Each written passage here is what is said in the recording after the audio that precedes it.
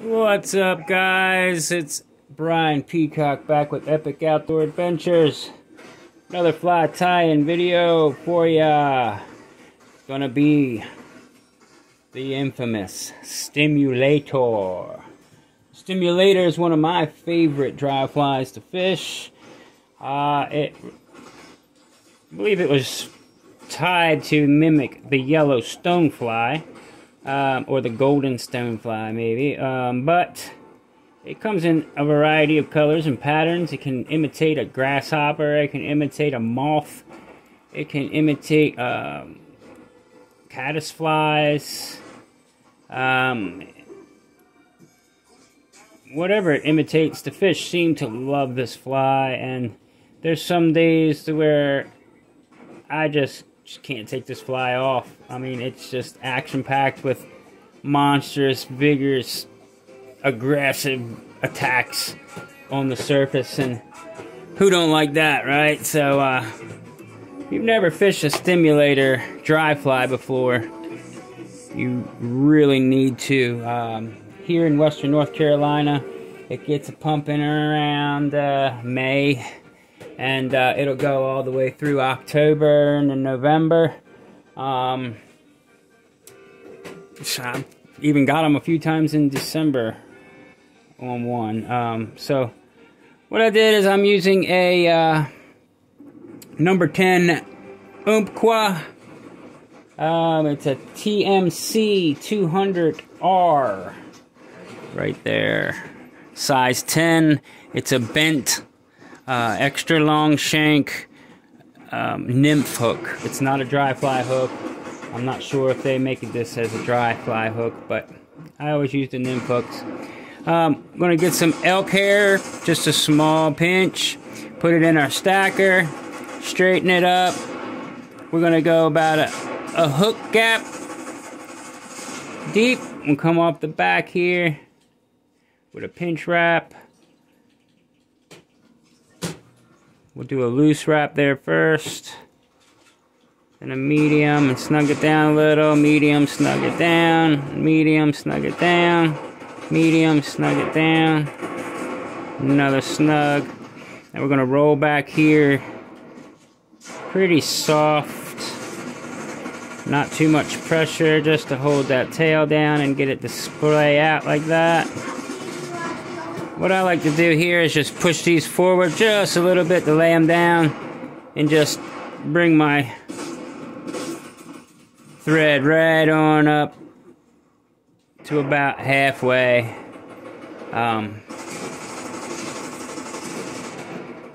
Lift these, do a couple dam wraps to lock them in.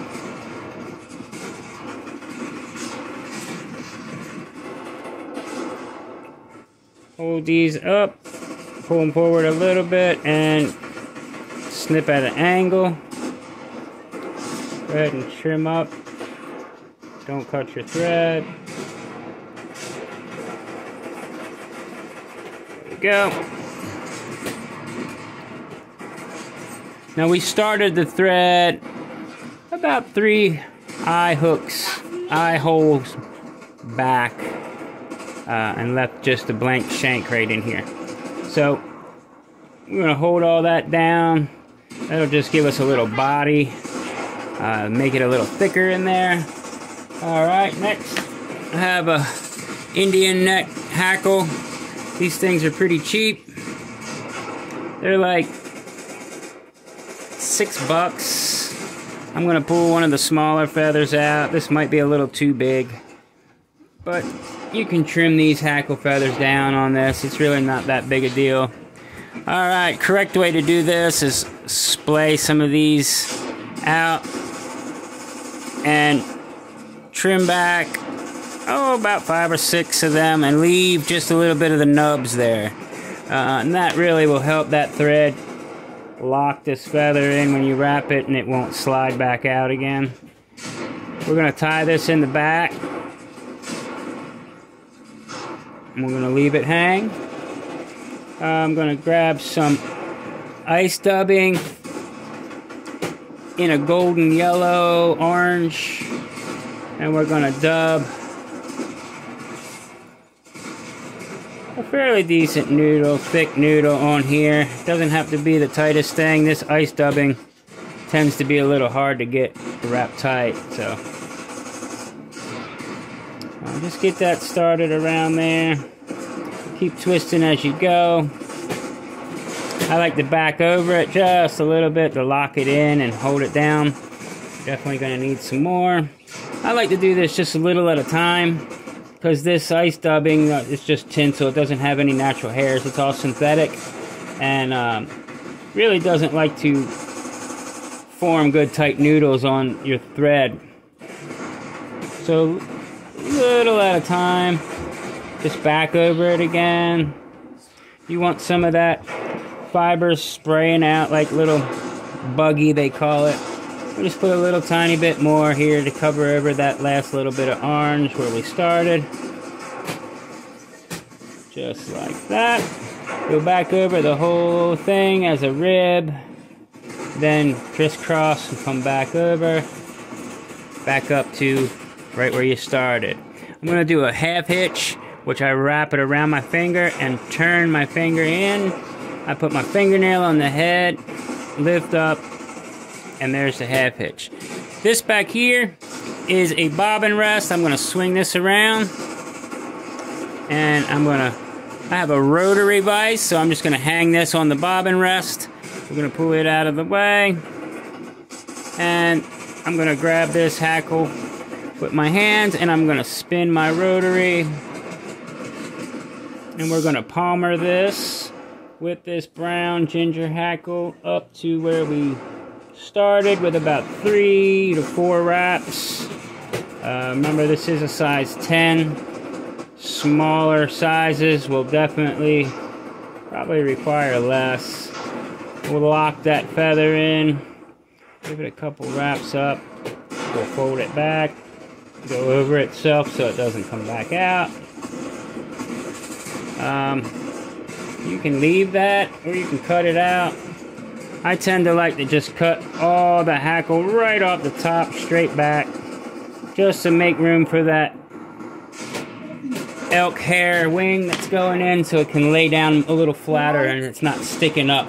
When it tends to stick up, it tends to wrap your line and twist your line a lot, so you want this to really lay down a lot. Now, time to grab more elk hair. This is the bull elk. It's longer, it's softer, and I'm just going to grab a chunk of it. We'll go ahead and clip it.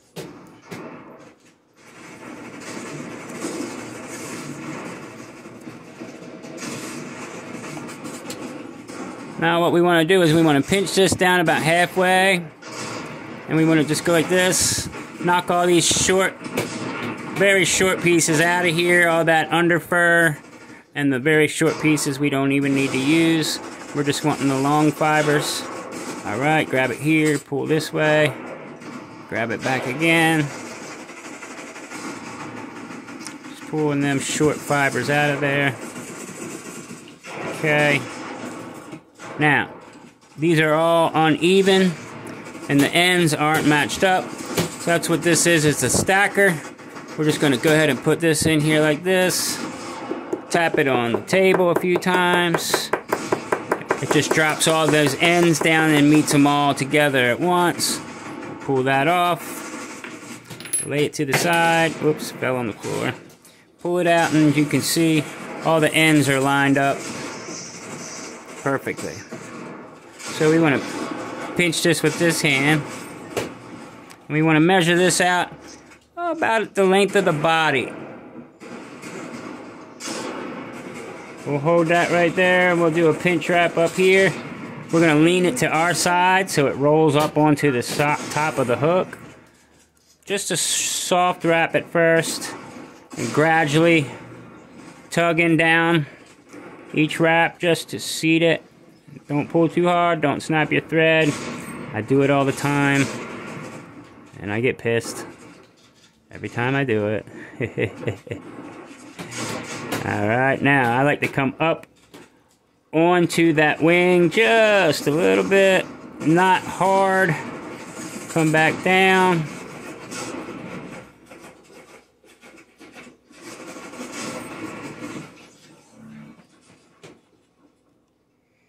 lift all this up, and we're going to put a couple dam wraps up underneath just to lock that in. Alright, while we got a hold of it, we're just going to snip it off at an angle.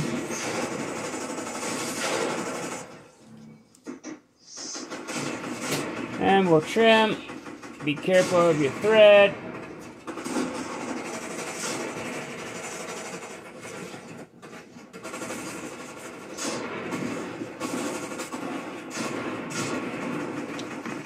Okay, now we can wrap over all of this. Just tighten this up. Make a nice ramp.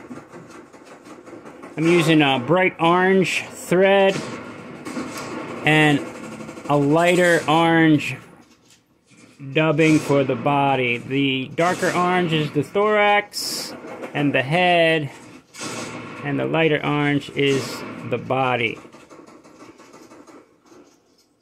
Alright, now that we build that head up, come over here with a couple softer wraps here just to hold them wings down. There we go.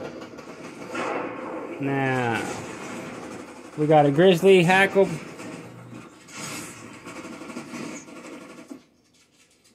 We're going to go ahead and tie that in.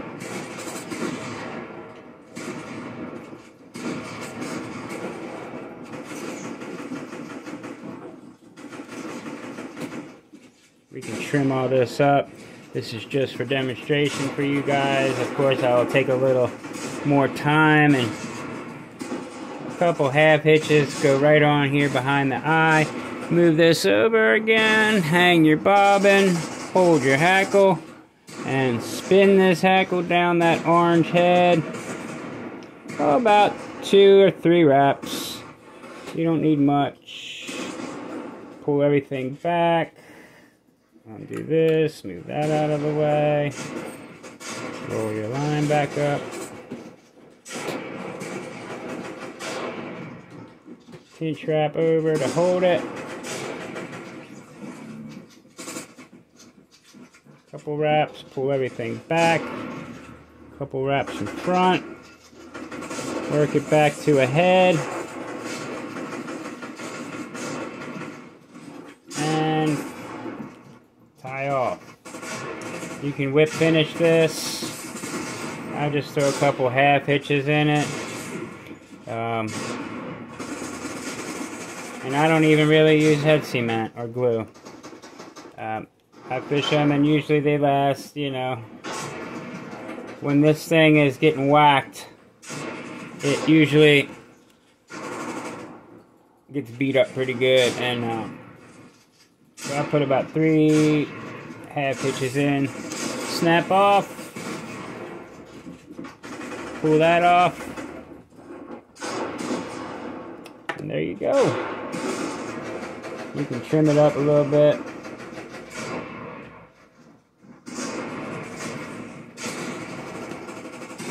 And there's your stimulator. It's got the flash body underneath and the red head, grizzly hackle in front, brown ginger hackle in the back. Hope you enjoyed it. Tie one up. This is a little rough looking. I didn't take my time. I'm trying to rush here, but you get the idea, man. These are great flies to throw, and you just get vicious attacks on them. They work great for a dry dropper setup, and they can hold up a pretty good sized beadhead nymph. And these work great for fast water as well, because they float really well. So we'll see you guys next time. Like, subscribe. Peace.